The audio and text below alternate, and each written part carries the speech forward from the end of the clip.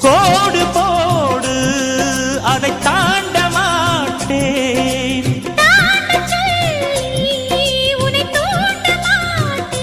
உன்னோடு கட்டில் சம்மதம் வாங்கும் வரையிலும் காமன் பண்டிகை கொண்டாட மாட்டேன். காதல் இல்லாதது ஒரு வாழ்க்கையாகுமா?